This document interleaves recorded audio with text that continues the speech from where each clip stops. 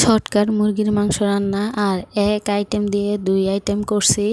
দেখেন রান্নাটা, আশা করি ভালো লাগবে সবার থেকে। আর ছেলেরা আসলে কাউকে বলতে পারে না কিছু, বুক ফেটে যায় তবে মুখ ফোটে না। আদা ব্লেন্ডার করা ছিল আর পেঁয়াজ কুচাইয়া দিছি, সেই সাথে রসুনটা আমি ছোট রসুন আনছিল, দেশি রসুন, তাই ছেঁচে আদা ছেঁচা করে দিছিলাম। শর্টকাট করে রান্নাটা করছি, অনেক তাড়াহুড়া ছিল তাই তাড়াহুড়ার মধ্যেই কিন্তু রান্নাটা করলাম। মা খাইয়া একসাথে সবগুলা মা খাইয়া বসাই দিলাম, কিন্তু অনেক স্বাদ হয়েছে। আর আমি এটা দিয়ে 2 আইটেম করছি, এক পদ রান্না দিয়ে 2 আইটেম কিন্তু করছি। রান্নাটা দেখেন, আপনাদের সাথে কিছু কথা বলি। আসলে আমরা কিন্তু মাসিক বেতন পাই, তো সেভ করে যদি না চলি, দেখা গেছে মাসে শেষের দিক দিয়ে টাকার শর্টটা পড়ে। তো আসলে এটা কিন্তু সবার ক্ষেত্রেই পড়ে যে টাকার শর্টটা, কিন্তু সবাই কিন্তু সেভ করে চলার চেষ্টা করে, অনেক চেষ্টা করে যে আমরা যাতে কারো কাছে হাত না পাততে হয়, কারো কাছে টাকা না চাইতে হয়। মাসিক ইনকাম, শর্টকাট ইনকামের আসলে এগুলা কিন্তু হিসাব করে চলতে হয়, তাই হিসাবটা কিন্তু অনেক সময় থাকে না। তারপরেও আমি সবাইকে বলবো যে আপনারা নিজের হিসাবটা আসলে করেন, একজন না হলে কিন্তু আরেকজন করতে হয়। যদি আপনার স্বামী না পারে তো আপনার থেকে বোঝার চেষ্টা করবেন আপনি, আর স্বামীকে অবশ্যই সাপোর্ট করবেন, কারণ তিনিও যেমন আপনিও সেম, কারণ সংসারটা আপনাদের দুজনেরই। শুধু স্বামীর দায়িত্ব না যে স্বামী দেখবে, বউর দেখার কোনো দায়িত্ব নেই। আসলে আমাদের দুজনের ভিতরেই কিন্তু দায়িত্বটা নেওয়া উচিত। স্বামীর থেকে কিন্তু বউর এই সংসারের দায়িত্বটা বেশি নিতে হয়, কারণ না সংসারের চালায় কিন্তু একজন মেয়ে, পুরুষরা সংসার চালাইতে পারে না।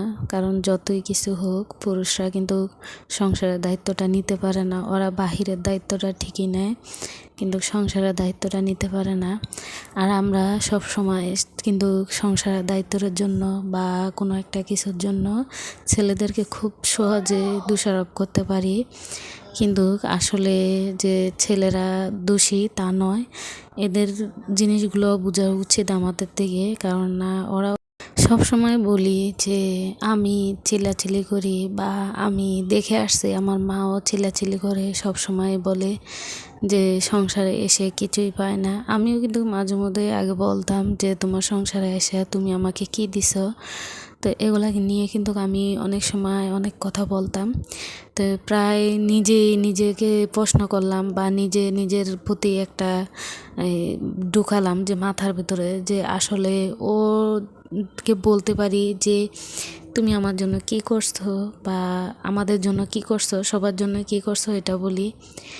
আর আমি আমার বাবারটাও চিন্তা করলাম, যে বাবাকেও বললাম যে একবার, যে তুমি আমাদের জন্য কি করছো।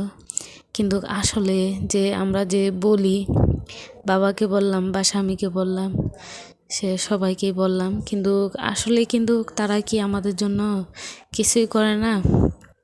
কিন্তু তাদের জন্য কে করে? কত সহজেই বলে ফেললাম অথচ কথাগুলা, কিন্তু আসলে কিন্তু এদের জন্য কেউ কি করার জন্য আছে? কিন্তু আমরা কিন্তু সহজেই বলে ফেলি যে আমাদের জন্য কি করছো, কিন্তু ওরা কখনোই বলে না যে আমার জন্য কি করছো। এটা কিন্তু কখনোই বলে না যে আমার জন্য তোমরা কি করছো, বা আমার জন্য তোমরা কি কিছু রাখছো। দেখা গেছে বৃদ্ধ বাবাও কিন্তু কাজ করতে হয়, বৃদ্ধ স্বামীও কিন্তু কাজ করে রাস্তায়। অনেকের দেখেন ছেলে মেয়ে থেকেও কিন্তু রাস্তাঘাটে কাজ করতে হয়। তো আসলে এগুলা আমরা মুখে বলে ফেলি ঠিকই, কিন্তু পরবর্তীতে চিন্তা ভাবনা করলে দেখা যায় সত্যি ওরা সত্যিই মহান, কারণ এত বুকে কষ্ট নিয়ে ঘুরে, অথচ কোনো সময় মুখ ফেটে কাউকে বলে না।